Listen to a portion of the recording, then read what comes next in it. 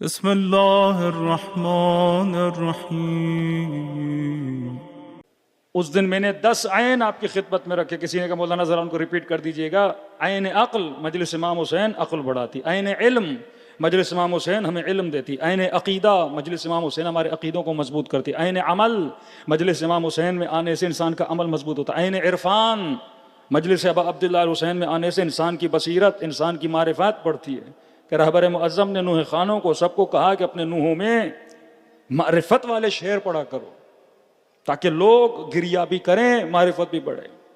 آج آپ کے نوح خانوں کو ہائی جیک کر کے وہ چہرے جو مکتب اہل بیت میں نیگیٹو فیسز ہیں، جو قابل تعریف چہرے نہیں ہیں، یہ نوح خانوں کو ہائی جیک کر کے ان کے نوحوں میں ان ہو جاتے ہیں تاکہ ان کی پبلسٹی ہو جائے.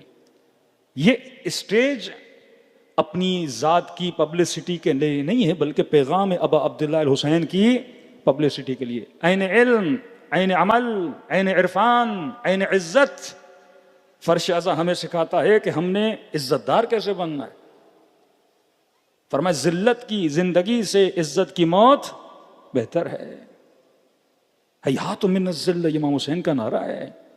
فرمایا شیعہ کبھی بھی اپنی عزت پہ کمپرومائز نہیں کرتا. عین عدو، عدو ستیزی، یہ پہچانو، دشمن شناس بنو کہ تمہارا دشمن کون ہے، کون تجھے مقام و پیغام ابا عبداللہ الحسین سے دور کر رہا ہے. 8واں عین، عین عواطف. یہاں پہ آ کے تمہارے ایموشنز کو صحیح پٹڑی پہ ڈالا جاتا ہے کہ تم نے اپنے ایموشنز کو کہاں استعمال کرنا ہے. جہاں فضول جگہ پہ اپنے ایموشنز، اپنی انرجیز کو استعمال نہ کیا کرو. غلط جگہ پہ اپنی محبتوں کو ضائع نہ کیا کرو. غلط جگہ پہ اپنی انرجی کو نہ لگایا کرو. زندگی گزر جائے گی، پھر بڑھاپے میں کہو گے یا لیت الشباب متی یعود، اے جوانی پھر کب کے پلٹ کے آؤ گی. اس کائنات میں کوئی چیز پلٹ کے نہیں آتی. ایموشنز. قاسم کل مصائب پڑے جناب قاسم کے. قاسم جان قربان کرنا چاہتے ہو؟ ہاں چچا. فرم بتا موت تیرے لیے کیسی ہے؟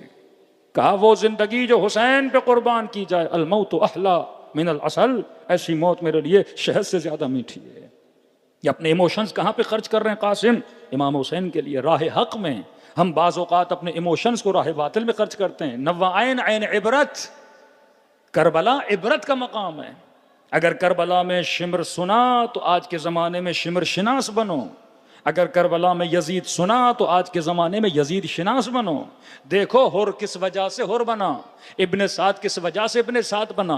ہم تو بڑی آسانی سے نام سن لیتے ہیں، زہیر تھا، طلحہ تھا، ابن زیاد تھا، عمرو عاص تھا، دشمن اہل بیت بن گئے، یہ کیا وہ کیا. جناب جنہوں نے رسول کے ساتھ اٹھنا بیٹھنا، جن کا اس ماحول میں رہنا، یہ ایک دن میں تو دشمن امیر المومنین کوئی نہیں بنتا نا. وہ جناب زبیر کے علی کے چہرے کو دیکھے جا رہے ہیں، دیکھے جا رہے ہیں، دیکھے جا رہے ہیں. رسول خدا فرماتے زبیر کیوں دیکھ رہا ہے؟ کہ رسول آپ نے فرمایا النظر الی وجہ علی عبادہ، علی کے چہرے کو دیکھنا عبادت ہے. فرمایا زبیر یاد رکھنا ایک دن آئے گا تو اسی چہرے کے مقابلے میں آ کے کھڑا ہو جائے گا.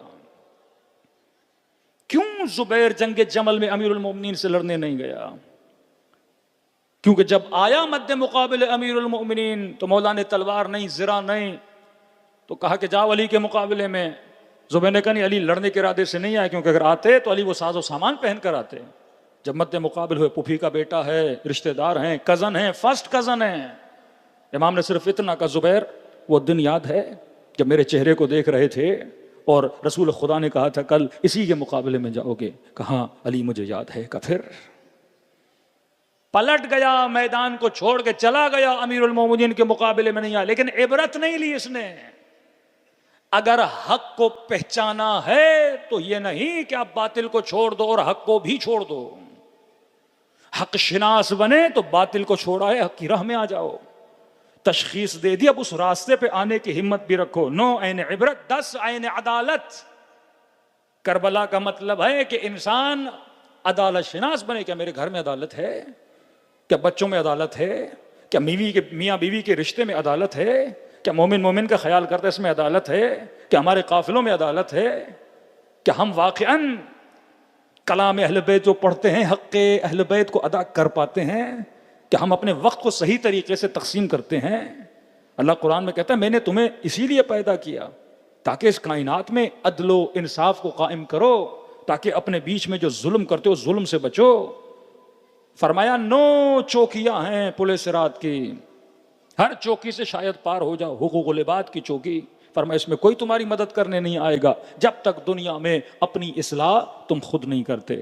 تو آج کے زمانے میں سب سے زیادہ ضروری ہے انسان اپنی اصلاح کرے۔ پھر ہم نے عرض کیا اصلاح ہے بندہ اور خدا، اپنے درمیان اور اللہ کے رشتے کو صحیح کرو۔ معصوم کا حکم ہے، فرماتے ہیں کہ من اصلح بینہ وبین اللہ، جو اپنے درمیان اور خدا کے درمیان اپنے تعلق کو صحیح کرتا ہے، خدا اس کا رشتہ اپنے بندوں کے ساتھ صحیح کر دیتا ہے۔ اور میں اپنا رشتہ اور اللہ کے درمیان رشتے کو صحیح کرو، خدا کہتا ہے بندوں کے ساتھ صحیح کر دوں گا۔ ہمیں یہ فکر رہتی ہے کہ بندوں کے رشتوں کو صحیح کریں، اللہ کے درمیان نہیں۔ فرمایا رب کے ساتھ رشتہ صحیح کرو، دیکھو خدا بندوں کے دلوں میں تمہاری محبت کو کیسے ڈال دیتا ہے۔ پورا ایران اپنے بچوں کو قربان کر رہا ہے خمینی صاحب پہ نا۔ ایک غیر معصوم عالم کی اتنی محبت کیسے کسی کے دل میں آ جاتی ہے کہ وہ کہے اور لبیک کہہ کے اس کے پیچھے چلے اور اپنے بچوں کو قربان کرتے ہیں۔ کسی شہید کے ماتھے پہ یا حسین، کسی شہید کے ماتھے پہ یا زینب، کسی شہید کے ماتھے پہ یا فاطمہ الزہرا۔ کیوں؟ کیونکہ اس نے خدا کو راضی کیا، تعلق خدا کے ساتھ صحیح کیا، خدا نے بندوں کے دلوں میں اس کی محبت ڈال دی۔ کہا نا اپنی شاعری میں عرفان پیدا کرو، معرفت پیدا کرو۔ کتنے شاعر ہیں پاکستان میں نوحے لکھتے ہیں، شاعریاں کرتے ہیں، کوئی سبط جعفر کیوں نہیں بن پا رہا؟ کیونکہ تعلق خدا کے ساتھ ان کا اچھا تھا۔ انہوں نے بتایا اگر شاعر شاعری کرنے پر آئے تو مدح اہل بیت بھی کر سکتا ہے اور اپنی شاعری میں لوگوں کی اصلاح بھی کر سکتا ہے۔ امام زمانہ کے لیے شعر لکھ رہے ہیں، اس میں خمس کا ذکر بھی ہے۔ امام زمانہ کے لیے شعر لکھ رہے ہیں، اس میں غیبت کی باتیں بھی کر رہے ہیں کہ مومن کو غیبت نہیں کرنی چاہیے۔ امام زمانہ کا شعر لکھ رہے ہیں، پھر بتا رہے لوگوں کو منہ کیسے دکھاؤ گے امام کے لیے؟ بول تو رہے ہو کہ مولا آ جائیے، منہ کیسے دکھاؤ گے امام کو؟ شاعر ہے لیکن بابصیرت، شاعر ہے لیکن عالم، شاعر ہے لیکن مدبر، شاعر ہے لیکن حکیم۔ پھر خدا ایسے شاعر کو مقام شہادت بھی عطا کرتا ہے۔ مرنا تو ویسے بھی کوئی بیماری میں چلا جائے گا، لیکن شہید ہو کے اب عبداللہ حسین ایسے شاعروں کو بلاتے، شہید حسینی مدبر، ایک عالم مدبر۔ ہمارے والد بزرگوار کہتے ہیں کہ یہ آپ کی علماء کا احترام نہیں ہوتا تھا، یہ تو انقلاب اسلامی کے بعد اس ممبروں پہ علماء نے اور صاحب امامہ نے آنا شروع کیا۔ آج بھی ہمارے بعض مولوی حضرات صاحبان امامہ انسپائر ہیں خطبہ سے، ان کی تقریروں میں خطیبوں کا رنگ نظر آتا ہے، عالموں کا رنگ نظر نہیں آتا۔ پورا عراق اٹھا لیں، بحرین اٹھا لیں، ایران اٹھا لیں، علماء کی روش تھی اصلاح اصلاح اصلاح۔ ممبر کا مطلب لوگوں کو مطیع اہل بیت بنانا، معاشرے کو حسینی معاشرہ بنانا، نہ کہ 40 منٹ 50 منٹ ٹائم پاس کر کے چلے جانا، جسے علم بھی ہو، خبر بھی ہو کہ معاشرے میں بیماریاں ہیں۔ علماء 3 مہینہ رپورٹ لیتے تھے کہ جناب اگر کراچی میں مجلس پڑھی جا رہی ہے تو یہاں لوگوں میں مسائل کیا ہیں، یہاں جوانوں کے ایشوز کیا ہیں۔ ان ایشوز کو لیتے تھے، پھر کلام اہل بیت سے ڈسکس کرتے تھے، مسائل کو حل کرتے تھے۔ آج خواب غفلت میں پتہ ہی نہیں قوم و جوان کے مسئلے کیا ہیں، اسکولوں میں حجاب کے مسئلے کیا ہیں، مکس گیدرنگ کے ایشوز کیا ہیں۔ امیر المومنین کوئی مانے لیکن گھر میں عمل نہ ہو، اس ولایت کا پھر اثر کیوں میری زندگی میں نظر نہیں آ رہا؟ کہ شہید حسینی جب کراچی آئے، کراچی کے ایک بہت بڑے خطیب تھے، نام نہیں لوں گا، مرحوم ہو چکے ہیں، تو شہید حسینی نے خواہش ظاہر کی کہ میں آپ سے ملنا چاہتا ہوں، کیونکہ ہمارے یہاں خطبہ لیڈر بن چکے تھے کہ خطیب کے پاس 10,000 کا مجمع 20,000 کا مجمع تو وہ تو سمجھتا ہے میں لیڈر ہوں نا۔ قومی لیڈرشپ کیا ہے؟ جب تک ممبر واحد رہبریت کے نیچے نہیں جاتے، کیونکہ ممبر لاؤڈ ہے، یہ لوگوں کو بتانے والے ہیں۔ امیر شام نے ممبر خریدے، تب جا کے نسلوں کے دلوں میں بغض امیر المومنین کو پیدا کیا۔ اب ممبر لاؤڈ ہے، ممبر وہ ٹول ہے، ممبر وہ ریڈیو ہے، ممبر وہ ٹی وی ہے، لوگوں تک آواز پہنچائی جاتی ہے۔ غرور ہوتا تھا خطبہ میں کہ 10,000 کا مجمع میں سنتا، یہ مولوی کون ہے؟ مدرسے کا مولوی، کہ شہید قائد آپ سے ملنا چاہتے ہیں۔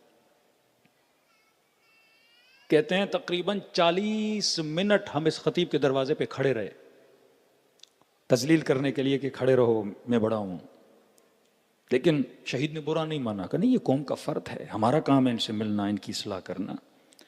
کہتے دروازہ کھلا اور شہید جب ان سے ملنے گیا اور بیٹھے، یہ جناب بڑی ٹیک ویک لگا کے بیٹھے اور خطیب تھے. اب خطابت ہے، ٹیکنیک ہے، لوگوں کو جمع کرنا، 4 چٹکلے سنانا، 4 باتیں کرنا. لوگ آ جاتے ہیں. خطابت ایک ہنر ہے. ہو سکتا ہے کوئی بہت بڑا عالم ہو پر بیچارہ خطیب نہ ہو، تو خطیب نہ ہونے سے اس کے علم کا انکار تو نہیں کیا جا سکتا، خطیب نہ ہونے سے اس کی تقوی کا انکار تو نہیں کیا جا سکتا. تو کہہ رہے شہید حسینی سے یہ اس طرح بات کر رہے تھے. ہاں بتائیے کس مدرسے سے پڑھایا آپ نے، کتنا پڑھایا آپ نے، کتنے سال پڑھایا آپ نے. کہہ رہے شہید حسین ان سے باتیں کرتے رہے. کہہ رہے وہ شہید کا اخلاق، وہ شہید کی رفتار کہ پہلے یہ دروازے پہ 40 منٹ کھڑا کیا، 2 گھنٹہ یہ شہید کی باتوں کو سنتے رہے. کہہ رہے آخر میں اس خطیب کے وجود میں وہ تبدیلی آئی کہ شہید کو دروازے تک چھوڑنے کے لیے آئے. پھر اپنے ممبروں پہ شہید کی تعریفیں کرنے لگے کہ وہ جناب زہیر کے پہلی مرتبہ مولا قاصد بھیجتے ہیں، کہتا ہے میں نے نہیں ملنا حسین ابن علی سے، میں نے راستہ الگ کیا ہے. سیاسی اختلاف امام حسین سے کہ جس راستے پہ حسین جا رہے ہیں یہ نجات کا راستہ نہیں، یہ سارے مار دیے جائیں گے. پھر امام حسین نے قاصد بھیجا. پھر کہا میں نے منع کیا ہے، بار بار کیوں بھیج رہے ہیں. روایت میں ہے 3 مرتبہ اس خیمے کے باہر سے آواز آئی، زہیر کا کون ہے؟ کا حسین بلا رہے ہیں. تو اس نے کہا میں نے 2-3 بار منع نہیں کیا کہ میں نہیں آؤں گا. کھانا کھا رہا تھا ظفر. اس کی بیوی نے کہا زہیر قاصد نہیں، خود حسین تجھے لینے کے لیے آئے ہیں. سنا ابا عبداللہ کا نام، کھانے کو چھوڑا اور کھڑا ہو گیا. امام نے کہا بس چند منٹ میرے خیمے میں چل. وہ گفتگو کا اثر، وہ اصلاح حسین کا اثر، وہ اس کی فکر پہ اتنا اثر پڑا کہ جب امام حسین کے خیمے سے نکل اپنے خیمے میں اور بیوی کو کہا میں نے تجھے آزاد کیا، طلاق دی، یہ پیسے، یہ باغ، یہ سب کچھ لے لے اور واپس چلی جا، میں یہاں سے حسین کے ساتھ جا رہا ہوں. جس راستے پہ میں جا رہا ہوں واپسی نہیں ہے، شہادت کا راستہ ہے. اس طرح آپ کے علماء نے معاشروں کی اصلاح کی. جب تک کلام میں، جب تک شاعری میں، جب تک نحو میں. انٹیریئر سندھ میں یہ بڑے بڑے وڈیروں کو، بڑے بڑے جاگیرداروں کو پہلے جا کے ان کو اپنے ہاتھوں میں لیتے ہیں، کیونکہ اگر انٹیریئر میں اگر کوئی غریب بندہ مجلس کرائے گا مجمع تو نہیں آتا. لیکن پتا چلے فلاں سیٹھ صاحب، فلاں ریس صاحب، فلاں وڈیرا صاحب، فلاں جاگیردار صاحب، فلاں شاہ صاحب، کوئی ایم پی ہے، کوئی ایم این اے ہے، وہ مجلس کروا رہے ہیں تو پورا گاؤں آتا ہے مجلس سننے کے لیے. تو یہ غلط العقیدہ لوگ ایسے بڑے بڑے وڈوروں کو ہائی جیک کرتے ہیں اور جا کے مجلس پڑھتے ہیں تاکہ ان کا امپیکٹ پڑے اس پوری عوام پہ. اسی طرح بعض نوح خانوں کو ہائی جیک کیا جاتا ہے، ان کے نوحوں میں آتے ہیں تاکہ ایک فیس بنایا جائے. کہا بصیرت، عین علم، عین عرفان. جب تک تمہارے اندر عرفان نہیں، جب تک ہماری نچلی سطح کی تربیت نہیں ہوگی. اب اسی نسل کی تربیت کرو گے، انہی میں سے کوئی بچہ نوح خان بنے گا، انہی میں سے کوئی خطیب بنے گا، انہی میں سے کوئی عالم بنے گا، انہی میں سے کوئی زاہد بنے گا.